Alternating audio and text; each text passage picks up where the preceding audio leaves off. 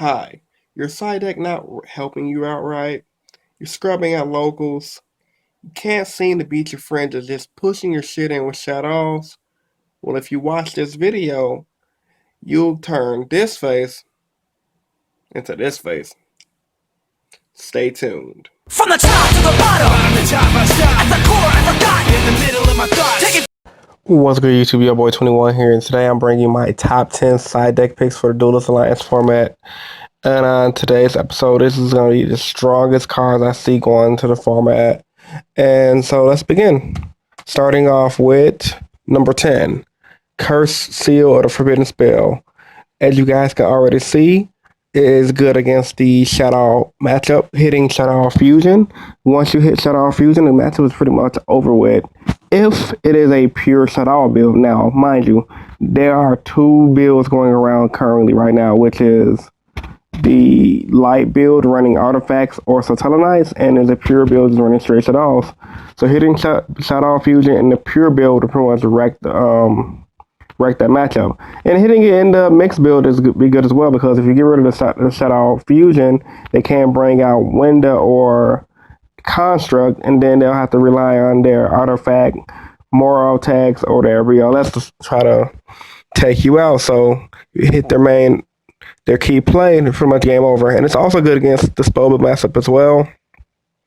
Hitting Spellbook of Secrets is pretty much GG against that deck, because they can't search out their plays and they can't combo off. Coming in at number 10, number 9, I got Super Polarization. It can be chained against, which is good, and it's also another good card for the Shadow matchup. Now, mind you, all these cards I'm listing is not better than one over the other. Like, for example, 10 is not better than 1 is not better than 5, and etc. They're all evenly good for this Duelist Alliance format.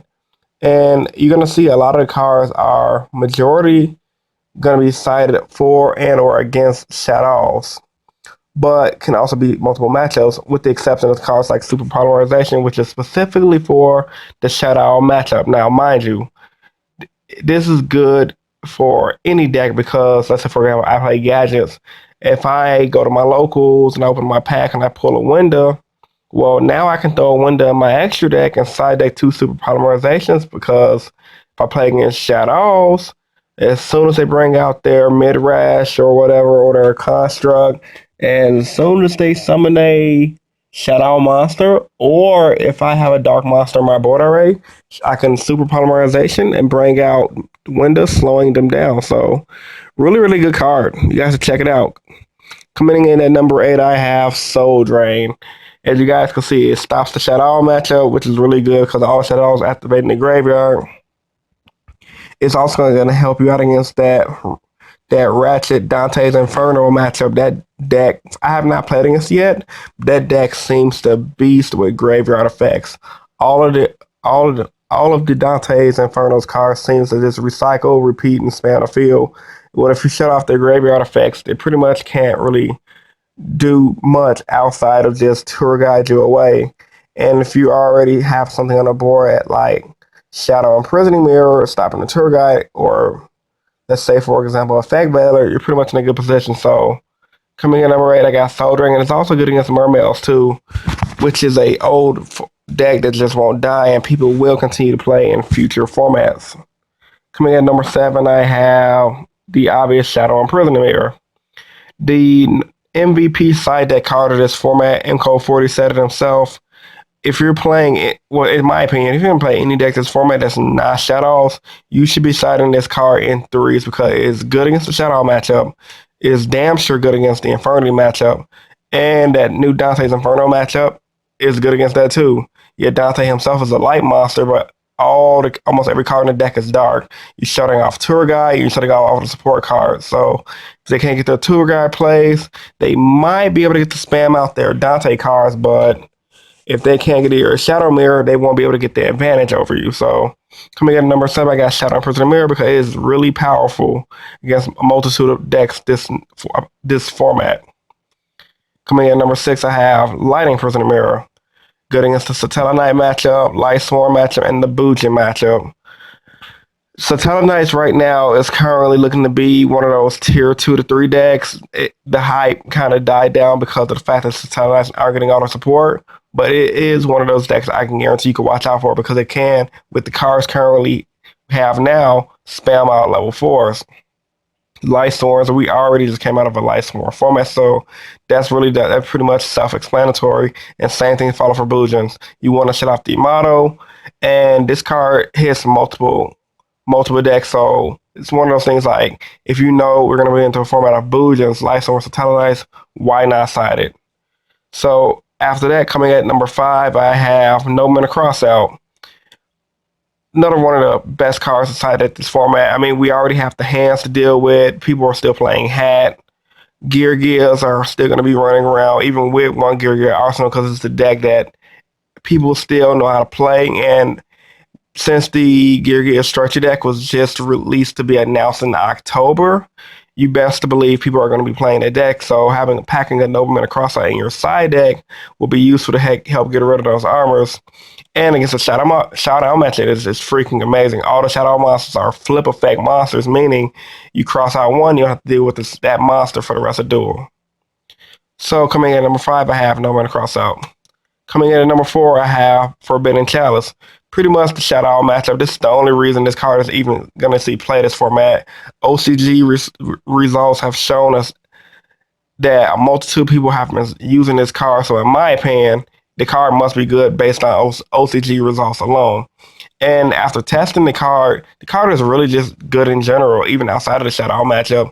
Hitting stuff during damage stuff like Gear Armor and anything flip effect is really good. So based on the fact that you use this card in damage stuff, Forbidden Chalice is going to be good. And if you're not manning it like I am, it is a good side deck option. So coming in number 4, I have Forbidden Chalice. Coming in number 3, the obvious card I love to side every format, and everyone else does too, Maxi. You side it because no matter what format we have been in since I started by playing Yu-Gi-Oh back in 2011, there's always a spam deck. So Maxi has really always been in everyone's extra deck since it was released. As for spam decks right now, we have Madolches, we have Shadows, we have Gear Gears, we have Mermail. The list goes on. So because you really want to keep up the advantage with the spam deck, and oh yeah, of course Infernities as well.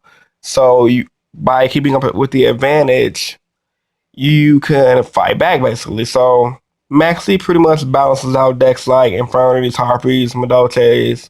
Like I said, the list goes on. So coming in number 3, I have Maxi.